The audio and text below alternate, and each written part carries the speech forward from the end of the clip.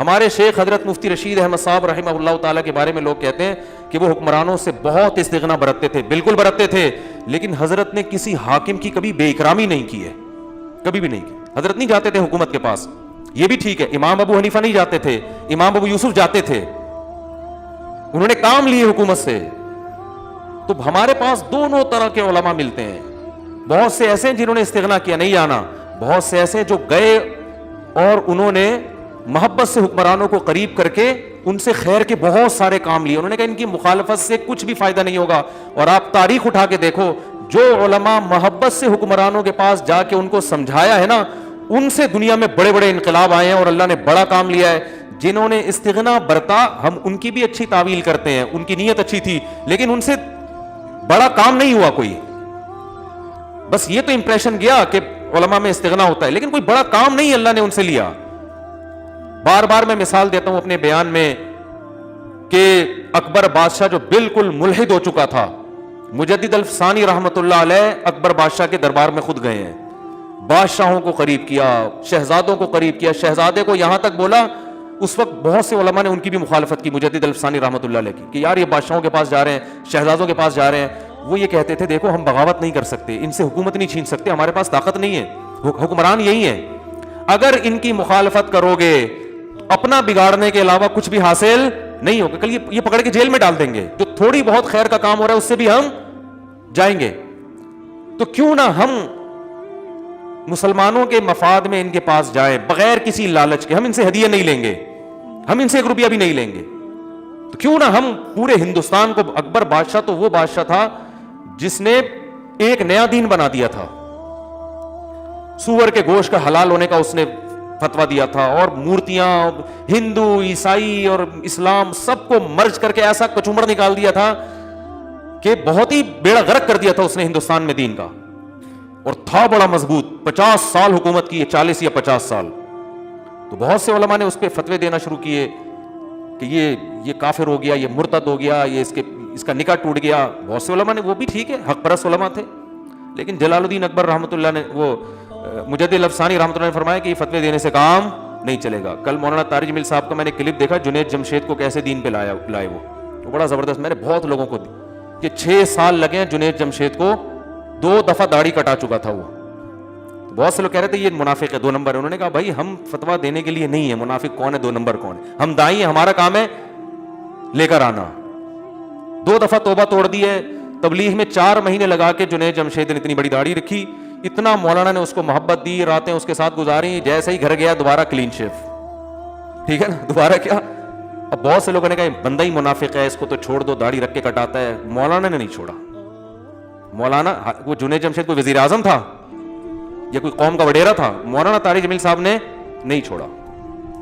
فرمایا نہیں بھائی، ٹھیکیدار ہم تھوڑی ہیں، وہ تو اللہ نے جو بدلہ لینا ہوگا وہ اللہ لے گا.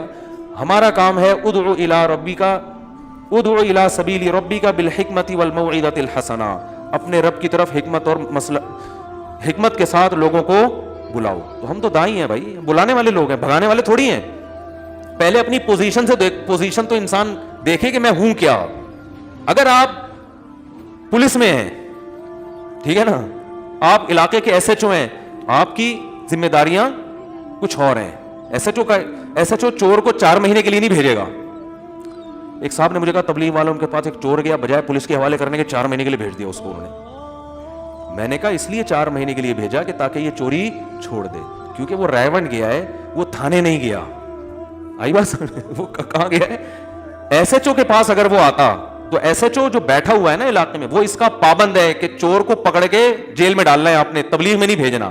تو اگر ایس ایچ او یہ کام کرتا تو میں اعتراض کرتا کہ وہ اپنی تنخواہ کو حلال نہیں کر رہا، وہ حرام کر رہا ہے. اس کی ذمہ داری ہے چور کو پکڑ کے کہاں بھیجے؟ جیل میں ڈالے، کیس چلے اس کے اوپر.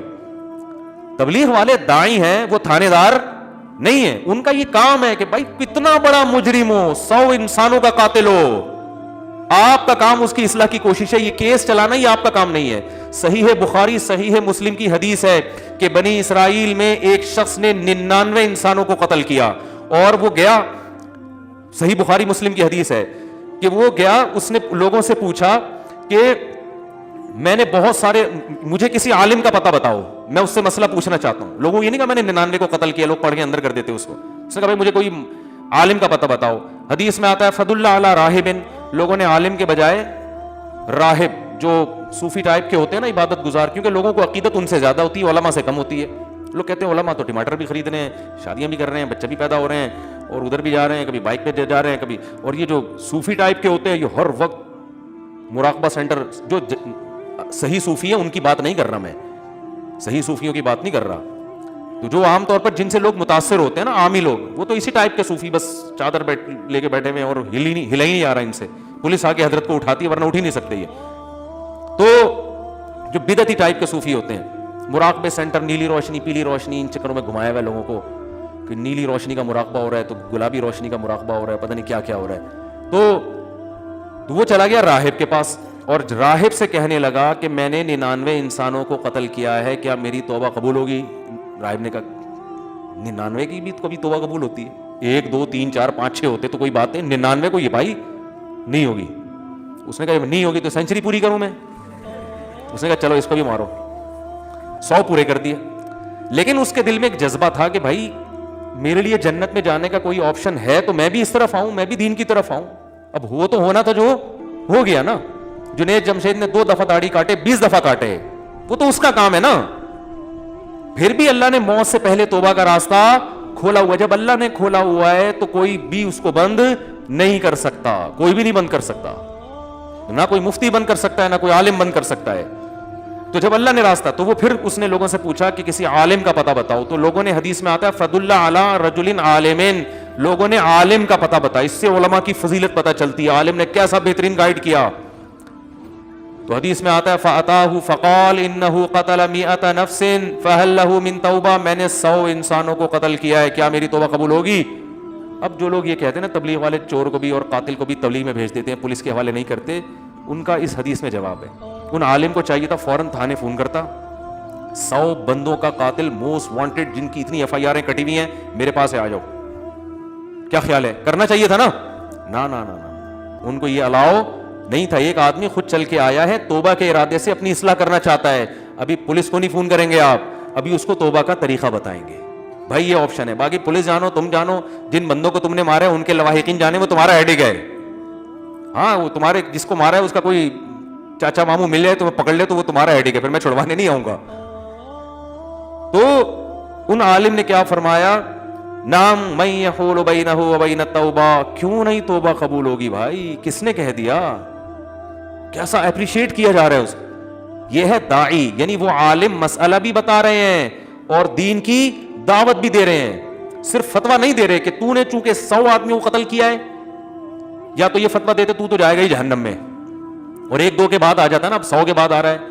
یہ بھی فتویٰ نہیں دیا کہ ہاں تیری توبہ قبول ہوگی, بس اس فتوے پر اکتفا نہیں کیا, فتوے کے ساتھ ساتھ اس کو گائیڈ کیا ہے, دین کی دعوت دی ہے, اس کو طریقہ بتایا ہے کہ بھائی تو ایسا کر, تو 100 انسانوں کو قتل تو کر چکا ہے, لیکن تو اگر توبہ کر لے گا نا تو توبہ تو اس سے دوبارہ ٹوٹے گی, پھر کوئی پیسے کی لالچ دے گا, بندہ مار دے گا.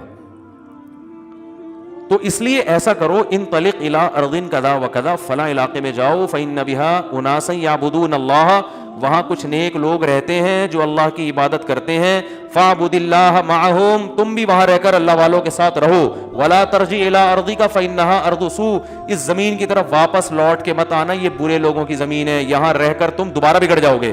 کتنا اچھا گائیڈ کر رہے ہیں نا اس کو. تو جنید جمشید کو بھی اسی طرح سے انہوں نے گائیڈ کیا, بھائی 2 دفعہ داڑھی کٹائی ہو, 10 دفعہ کٹائی ہو, ہم نے اس کو اچھا ماحول دینا ہے. وہ فرماتے ہیں میں نے اس کو مسجد میں سلایا, کو اپنے ساتھ دوبارہ نکالا, 4 مہینے کے بعد داڑھی کٹا کے وہ واپس گلوکار بن گیا, تو پھر وہ تو آ نہیں رہا تھا, فرمایا میں نے اپنے خرچ ان کی ٹکٹ کرا دی. جنید جمشید نا شرمندگی کی وجہ سے مولانا سے ملنا نہیں چاہ رہا تھا کہ میں دوسری دفعہ داڑھی کٹائی ہے, کیا بولیں گے اتنی بڑی داڑھی رکھ کے کاٹ دی. تو مولانا کہتے ہیں کہ میں نے اس کا ٹکٹ خود کرایا, تو نہیں ملنا چاہ رہا, میں تو ملوں گا بھائی, تو میری جو ذمہ داری ہے وہ میں پوری. بولتے کیوں نہیں, کیا ہو گیا, میں کروں گا. وہ اس کو شرم آ رہی تھی, کہا نہیں بھائی ٹکٹ کرا دیا, آ جاؤ. تو آ گیا, پھر اس پہ دوبارہ سے تبلیغ والے مسالے لے کے بیٹھے ہوئے ہوتے ہیں دوبارہ سے. وہ انسان بنانے والا جونپور کا قصہ تو بہت دفعہ سنا ہے نا, جونپور کا قصہ نہیں سنا کبھی آپ نے؟ وہ بہت دفعہ سن چکے, چھوڑو وہ پھر لوگ بور ہو جاتے ہیں. وہ ایک دیہاتی ہے نا, کیا کریں, بات آ گئی ہے. ایک دیہاتی گیا, کسی قاری صاحب کو دیکھا, قاری صاحب کسی بچے کو کہہ رہے ہیں کم بخت تو گدھا تھا, میں نے تجھے انسان بنایا. یعنی انسان بنائے تربیت کی. وہ دیہاتی بڑا حیران ہوا, بھائی یہاں گدھوں کو بھی انسان بنا دیتے ہیں. وہ بیچارہ, اس کو نہیں پتا تھے شہری زبان کے محاورے, تو وہ اپنا گدھا لے کر آیا, قاری صاحب اس کو بھی انسان بنا دو, قاری صاحب اس کو بھی. اب قاری صاحب کو مذاق سوجا, انہوں نے کہا یہ تو بہت ہی بیوقوف ہے. قاری صاحب نے کہا ٹھیک ہے چھوڑ جاؤ, مسالہ لگانا پڑے گا, انسان بن جائے گا. وہ 3-4 دن کے بعد آیا, قاری صاحب میرا گدھا انسان بن گیا. اس نے کہا وہ مسالہ زیادہ لگ گیا تھا, وہ نارمل انسان نہیں اعلیٰ درجے کا انسان بن گیا, اور وہ جونپور کا قاضی بن گیا, جج بن گیا ہے. چھوٹا نہیں ہوتا نا, جج تو بہت بڑا عہدہ ہوتا ہے. وہ جو جونپور کا جج ہے نا, وہ تیرا کیا ہے, وہ تیرا بیٹا ہے, جو سوری تیرا گدھا ہے جو ہے نا, میں نے جونپور کا جج بنا دیا اس. اب یہ گیا جونپور, قاضی صاحب بیٹھے ہوئے فیصلے کرنے ہیں. یہ قاضی صاحب سے کہتا ہے, یوں کر کے بلا رہے, قاضی کو غصہ آیا, کیا مسئلہ ہے بھائی, پھر گھاس لایا نا, ہوش ہوش ہوش, ٹھیک ہے. تو قاضی صاحب کو غصہ ہے, کیا کر رہا ہے, کہہ رہے زیادہ غصہ نہیں کر, تو ہے تو گدھا, تو تجھے مسالہ زیادہ لگ گیا ہے. تو تبلیغ والے بھی پبلک کو پکڑ کے کیا کرتے ہیں, مسالہ لگانا شروع کرتے ہیں. 6 نمبر ہو گئے, پھر صبح شام نیک لوگوں کے ساتھ اٹھنا بیٹھنا. تو جنید جمشید کو بھی حضرت مولانا نے مسالہ لگا لگا کے بہت زیادہ مسالہ, یہ 30 دفعہ جو مسالہ لگا نا, اس میں پپیتا بھی لگایا انہوں نے. تو وہ پھر توبہ کر لی اس نے سچی, اور موت کس پر ہوئی ہے, توبہ پر. کتنی بڑی فضیلت ہے یار. حدیث میں آتا ہے عمل کا مدار خاتمے پر ہے. اگر وہ اسی داڑھی کٹائی ہوئی حالت میں جہاز کریش ہو جاتا تو برے عمل پر موت ہوتی. وہ جو 2 دفعہ داڑھی رکھی وہ قبول نہ ہوتی, لیکن جب موت ہوئی ہے تو داڑھی بڑھ چکی تھی, تو وہ 2 دفعہ جو رکھ کے کٹائی ہے وہ معاف ہو گیا, کیونکہ حدیث میں آتا ہے عمل خاتمے پر ہے, کہ اینڈ کیسا ہوا ہے آپ کا. کتنا بڑا مولانا کا احسان ہوا نا, ایسے پتہ نہیں کتنے لوگوں کی ہدایت کا ذریعہ بنے. تو بھائی اگر کچھ چیزوں میں وہ آپ کی پالیسیوں سے ہٹ کے چل رہے ہیں, آپ کو عمران خان اچھا نہیں لگتا, بہت سے لوگوں کو نہیں لگتا, تو اگر وہ چلے گئے دین کی تبلیغ کے لیے اور اس کو جو ہے نا کچھ تعریفی کلمات کہہ دیے جو ان کی رائے میں صحیح ہوں گے, دوسروں کی رائے میں صحیح نہیں ہوں گے, تو ہر آدمی دوسرے کے بارے میں اپنی رائے قائم کرتا ہے نا.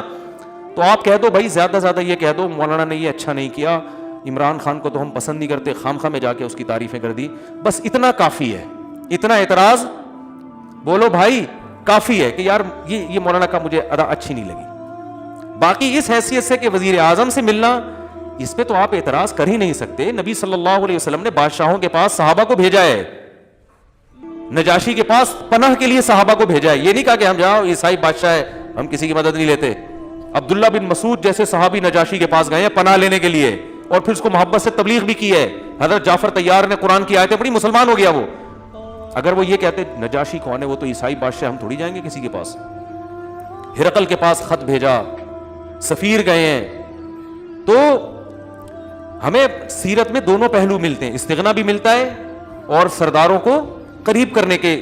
نبی نے سرداروں کے پاس بھی گئے آپ صلی اللہ علیہ وسلم, صحابہ بھی گئے ہیں. تو میں مجدد الفسانی رحمۃ اللہ علیہ کا بتا رہا تھا کہ انہوں نے بہت سے علماء نے فتوے دیے کہ یہ جناب اکبر بادشاہ ایسا ہے, یہ کافر ہو گیا, نکاح ٹوٹ گیا وغیرہ وغیرہ. انہوں نے کہا بھائی سارا حکومت اسی کے ہاتھ میں ہے, تو اگر ہم اس سے محبت دیں گے, اس کے قریب جائیں گے تو بہت کچھ کروا سکتے ہیں. اور اس طرح کا اگر ہمارا رویہ رہا تو اس سے ہندوستان میں شر کے علاوہ کچھ بھی نہیں پھیلے گا. مزید یہ علماء سے دور ہو جائے گا. سب وہ جلال الدین تو یہاں تک آ جاتا کہ وہ سب کو لٹکا دیتا. مجدد الفسانی رحمۃ اللہ علیہ نے لوگوں کی تانوں کی پرواہ نہیں کی اور بادشاہوں کے قریب گئے, شہزادوں کے قریب گئے. یہاں تک ایک شہزادے سے کہا کہ میں ضمانت دیتا ہوں میں اس وقت تک جنت میں نہیں جاؤں گا جب تک تجھے نہ لے کے جاؤں اپنے ساتھ. کتنے بڑے الفاظ ہیں دیکھو. میں تجھ سے وعدہ کرتا ہوں کہ مجھے اگر اللہ جنت میں لے کر گیا تو جب تک تو جنت میں نہیں جائے گا میدان حشر میں میں اللہ سے کہوں گا اللہ میں نہیں جاؤں گا جنت جب تک یہ نہیں جائے, اس کو نہیں میرے ساتھ بھیجو گے. کتنی بڑی یعنی شہزادے کو آپ مجدد الفسانی پر بھی فتویٰ لگاؤ گے حکومت کی چاپلوسی کر رہے ہیں, یہ کر رہے ہیں, وہ کر رہے ہیں. لیکن مجدد الفسانی نے ایسا کام کیا کہ جلال الدین اکبر کلمہ پڑھ کے دنیا سے گیا ہے. اس کی ساری تاریخ آپ کو خراب ملے گی, اینڈ بہت اچھا تھا اس کا. اس کی اولادوں میں عالمگیر بادشاہ پیدا ہوئے ہیں جنہیں ہندوستان کو امن سے بھر دیا, اور کتنی زبردست حکومت کی, اور کیسے نیک ٹوپیاں بن کے اپنا گزارا کرتے تھے عالمگیر. ٹوپیاں بیت المال سے تنخواہ نہیں لیتے تھے, ٹوپیاں بنا. بادشاہ ہندوستان کا جس میں برما بھی آتا تھا, جس میں بنگلہ دیش بھی پاک, اتنی بڑی سلطنت جس کو انگریز سونے کی چڑیا کہتا ہے, اور اس کا بادشاہ کیا کر رہا ہے, ٹوپیاں بن کے. تو یہ مجدد الفسانی کی محنت تھی.